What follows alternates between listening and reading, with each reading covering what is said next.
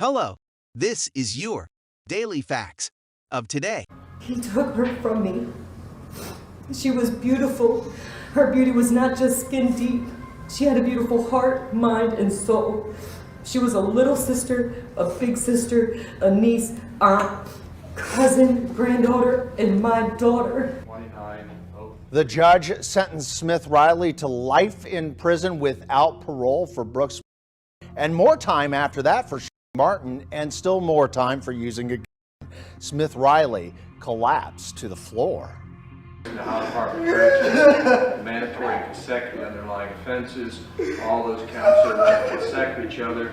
Colger credit for time served amount of 349 days. The families say this was the first step toward healing. At 5:30 on Local 12, we're going to have more on what was said in court and an interview with Aaron, who still has dreams even though he lives with an injury. This teen was given life to prison without parole for the second time. I'm not sure how this is even possible, but it must be. This boy's reaction is a bit different than others in today's video. The boy laughs as he hears his sentence.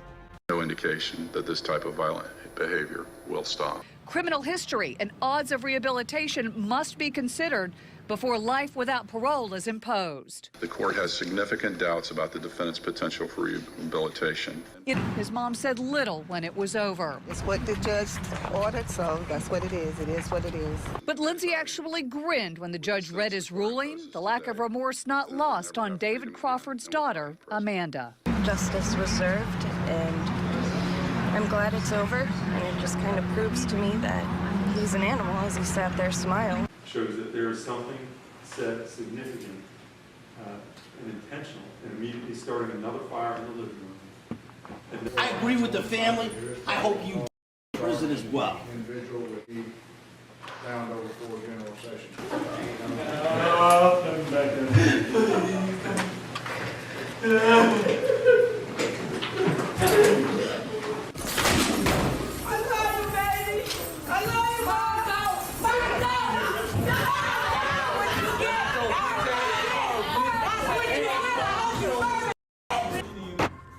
And that was how the sentencing ended today, with Hoskins being rushed out of the room and both families erupting in yelling and screaming.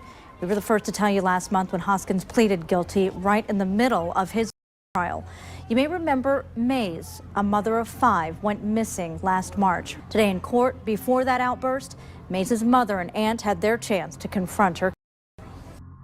You tell me how I explain what happened to their mom. First of all, I want you to stand there and look at me and quit standing there looking at the ceiling like a little coward. You know, I want to face you and I'm going to tell you exactly how I feel. At the time I would apologize to the family and say I'm sorry for what I did, I know it was wrong. Now I'm here to take my punishment for what I did. I want to apologize to my mom and say I'm sorry for what I did, really better than that. I'm sorry for breaking your heart. Chisholm on indictment number 2013-1446001.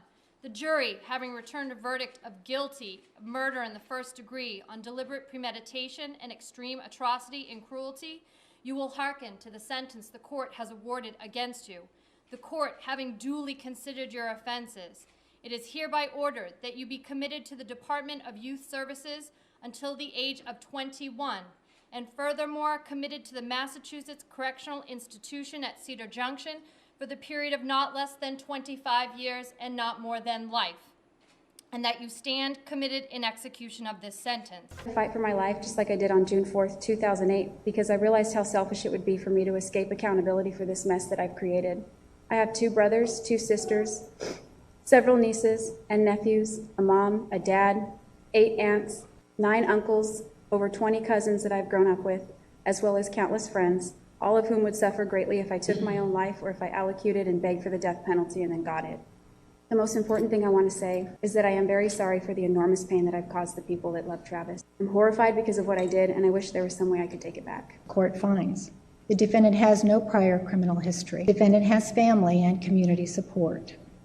The defendant has mental health issues. The court has also considered the defendant's childhood background. The court finds the mitigation presented is not sufficiently substantial to call for leniency and that a natural life sentence is appropriate. It is ordered the defendant shall be incarcerated in the Department of Corrections for the rest of her natural life with no possibility.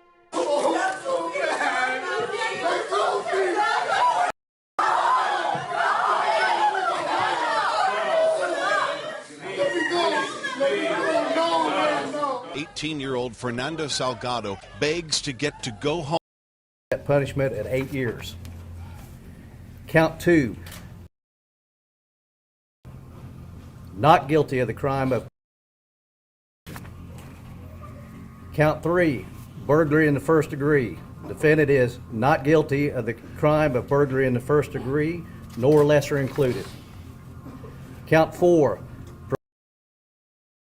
defendant is guilty of the crime of procuring. Punishment is set at 5 years. Count 5, defendant is guilty of the crime. 31, by instrumentation. Defendant is guilty of the crime of, and punishment is set at 12 years. Count 32, defendant is guilty. Mr. Holtzclaw, this jury finds you guilty of the various counts. You will be remanded to the custody of the Oklahoma County Sheriff for formal sentencing set January 21st, 2016 at 10 o'clock a.m. All right, you have a seat. The custody of the sheriff. You're excused.